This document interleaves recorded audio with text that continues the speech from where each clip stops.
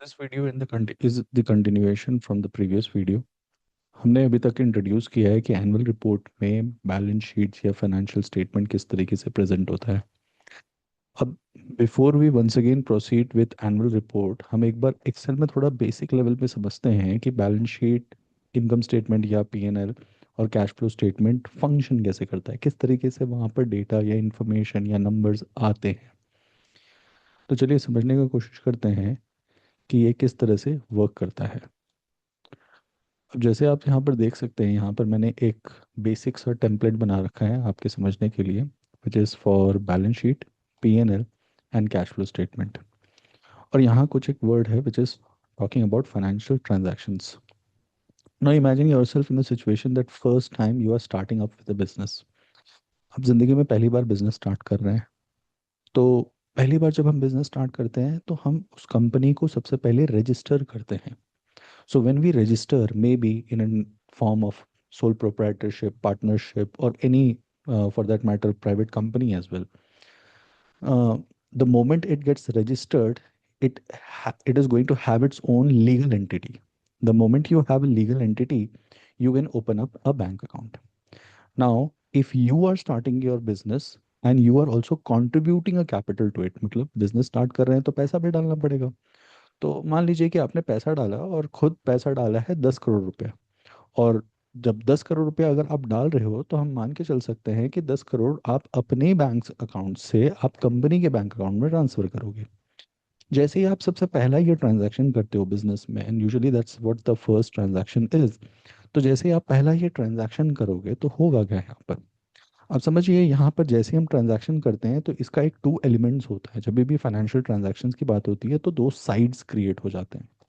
तो यहाँ पर क्या होगा कि owner is contributing rupees 10 crores in the form of cash transfer, कुछ ऐसा कुछ। तो जैसे यहाँ पर होता है ना, तो कंपनी एक लीगल एंटिटी है, सेपरेट एंटिटी है। तो कंपनी को पैसा कहीं से आया तो मतलब सोर्स ऑफ फाइनेंस, पैसा कहीं से आया तो इसे हम बोलते हैं या तो इक्विटी के फॉर्म से हो सकता है या लाइबिलिटी के फॉर्म से।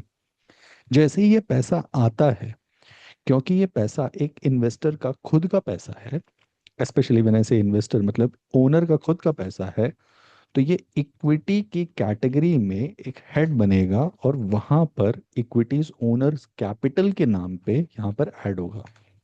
अज्यूम करते हैं कि सारा नंबर्स ये 10 करोड़ में है, तो 10 यहाँ इक्विटी में आ जाएगा। तो मोमेंट इक्विटी की तरफ से कंपनी के परस्पेक्टिव से 10 करोड़ रुपया आया है तो कंपनी के बैंक अकाउंट में कैश ऊपर की तरफ आ जाएगा। तो अगेन कैश इस तरफ लिखा जाएगा और यहाँ पर 10 लिखा जाएगा। अब क्योंकि आप बिजनेस स्टार्ट कर रहे हैं तो मोस्ट लाइकली शायद आप कुछ परचेज करेंगे। तो मान लीजिए कि हम मान के चलते हैं कि आप बॉटल्स के ट्रेड का बिजनेस कर रहे हैं। तो for a moment let us से ये एक बॉटल है, वाटर बॉटल है, और आप इस बॉटल को खरीदते हैं और बेचते हैं। तो सपोज ये पानी का बॉटल अगर आप इसे खरीदते हैं 15 रुपीज़ में और उसको आप सेल करते हैं, तो मतलब आपको गुड्स या इन्वेंट्री परचेज करना पड़ेगा। अब इन्वेंट्री परचेज करने के लिए आपको स्टोर करने के लिए गोडाउन भी चाहिए। तो लेट अस से अगेन आपने कुछ प्रॉपर्टी परचेज किया या लैंड परचेज किया, तो आपने प्रॉपर्टी में इन्वेस्टमेंट किया और लेट अस से 1 करोड़ रुपए की आपने प्रॉपर्टी में इन्वेस्टमेंट किया। अब बताइए, अगर हमारे पास में ये पूरी की पूरी प्रॉपर्टी बैंक से ट्रांसफर हो रही है तो कंपनी के बैंक अकाउंट से ट्रांसफर होगा। तो यहाँ पर अगेन दूसरा एलिमेंट क्या कह रहा है कि दूसरा financial transaction is purchase of property and cash going out. तो यहाँ पर क्या हो जाएगा कि कैश हमारा 9 करोड़ हो जाएगा और ये property 1 crore. So that's what the second side of the transaction are. अब समझते हैं ये ऐसा हो क्यों रहा है। आप इसकी डेफिनेशन को समझिए कि एसेट्स होते क्या है। Assets are basically resources controlled by the company. Now assets are what? Resources controlled by the company. इसके साथ एक और चीज है, which will give future economic benefits. इसे हम बोलते हैं असेट्स। सिंपल भाषा में समझने की कोशिश करते हैं कि असेट्स वो चीज है जो एक असेट, एक रिसोर्स है। तो वो रिसोर्स कुछ भी हो सकता है। प्रॉपर्टी, प्लांट, इक्विपमेंट, वाटर का ट्रेड कर रहा हूँ तो वाटर बॉटल का ट्रेड कर रहा हूँ तो वाटर बॉटल हो गया हमारा। या लैपटॉप आपने परचेज किया बिजनेस के लिए, कोई भी चीज़ जो आप उसको यूटिलाइज करेंगे आप अपने कस्टमर्स को केटर करने के लिए, मतलब गुड्स को सेल करने के लिए, तो वो हो गया आपके लिए एसेट्स। Assets resource controlled. अब जैसे ही हमने बोला कंट्रोल, मतलब वो रिसोर्स जो भी प्रॉपर्टी प्लांट है उसके ऊपर में हक किसका है, कंपनी का। अब जैसे कंपनी का हक हो गया तो हम बोल रहे हैं उसको यूज क्या चीज के लिए करेगी कंपनी, रिसोर्सेज या इकोनॉमिक बेनिफिट्स के लिए। तो इसका मतलब पैसा, इकोनॉमिक बेनिफिट्स, और कब, फ्यूचर में, भविष्य में हमें पैसा मिलेगा। जैसे अगेन, वाटर बॉटल अगर मैंने परचेज किया है तो ऑब्जेक्टिव क्या है कि फ्यूचर में कस्टमर्स को उसी वाटर बॉटल को बेच करके मैं प्रॉफिट जनरेट करूं। तो वो हमारा हो गया एक असेट या इन्वेस्टमेंट्स। लाइबिलिटी क्या है और इक्विटी क्या है? इक्विटी हो गया ओनर, मतलब जो मालिक है उसका पैसा। लाइबिलिटी क्या है? जो कंपनी ने जिससे उधार लिया है, लोन लिया है, या फिर एक, ये तो प्लेन भाषा हो गया। टेक्निकल भाषा के रूप में liability is obligation for a company. जैसे हमने ऑब्लिगेशन बोला, मतलब रिसोर्सेस और पैसा जो फ्यूचर में कंपनी को देना है, कंपनी को। जैसे फॉर इंस्टेंस कंपनी ने 1 करोड़ का लोन ले लिया, तो जैसे ही कंपनी लोन लेगी और 1 करोड़ लेगा तो इसमें होगा क्या, 1 करोड़ आपकी इक्विटी लाइबिलिटी साइड में ऐड हो जाएगा। और क्योंकि कंपनी ने लोन लिया है, जैसे ही लोन लेगा 1 करोड़ आएगा किसके, कंपनी के बैंक अकाउंट में, तो कैश। एंड इसे हम बैंक बैलेंस भी बोल सकते हैं। ये होता है आपका 9।